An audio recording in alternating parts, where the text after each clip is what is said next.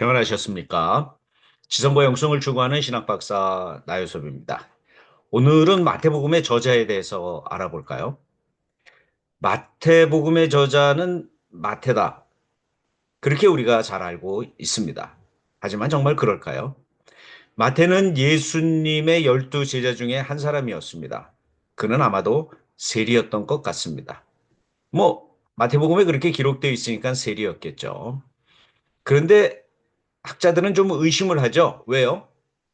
세리가 과연 이렇게 좋은 또 체계적인 또 심오한 신학에 글을 쓸 수 있을까 하는 의문을 제기하고 있습니다.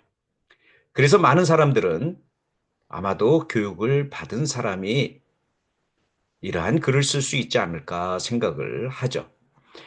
그런데 외적인 증거는 없습니다. 그러나 내적인 증거가 하나 있는데 마태복음 13장 52절에 보면 천국에 서기관된 자마다라는 표현이 나옵니다.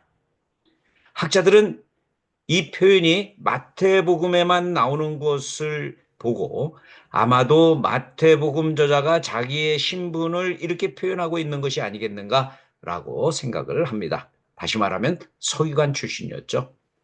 물론 서기관은 바리새인 가운데 서기관 되는 사람도 있고 레위 지파 가운데 또는 제사장 가운데 서기관 되는 사람도 있고 합니다.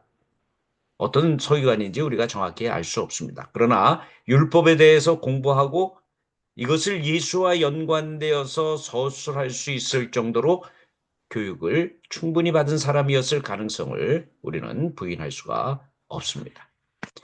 서기관이 예수의 제자가 되고 그 사람이 예수에 관한 복음서를 썼다고 하는 것은 상당히 의미가 있죠. 왜요?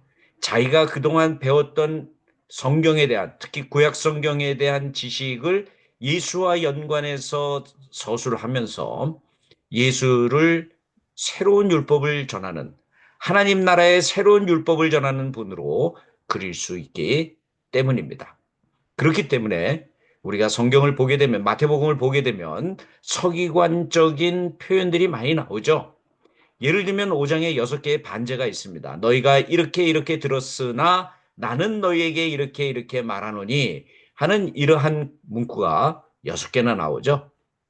모세의 율법에는 이렇게 기록되었으나 예수인 나 이렇게 너희들에게 가르친다 하면서 율법에 대한 충분한 지식이 있는 것을 드러내 보이고 그 지식에서 한 걸음 더 나가서 예수의 가르침으로 전하는 모습을 볼 수가 있습니다.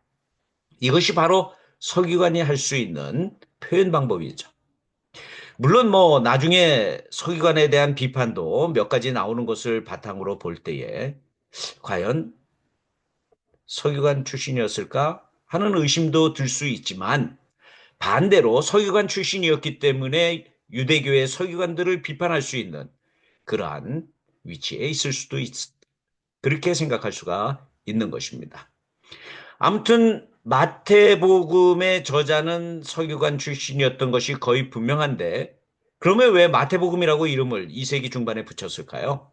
아마도 그 서기관 출신 제자는 제자 마태에 의해서 예수의 복음을 받았던 사람이 아니었겠는가?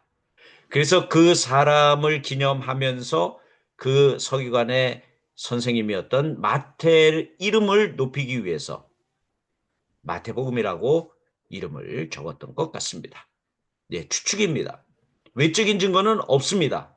그러나 저는 많은 학자들의 견해를 따라서 마태복음의 저자는 서기관 출신이다 라고 하는 것을 점점 더 확신을 합니다. 우리가 이러한 것을 통해서 배워야 할 것이 무엇인가요? 우리도 우리의 지식을, 우리가 교육받은 것을 바탕으로 해서 예수 그리스도에 대한 또는 더 나아가서 하나님에 대한 고백을 할 줄 알아야 한다는 것이죠. 꼭 다른 사람의 것을 흉내낼 필요는 없습니다. 여러분만의 신앙적인 고백을 서술할 수 있다면 여러분들은 살아있는, 성장하는 하나님의 백성이요, 예수의 제자인 것이죠.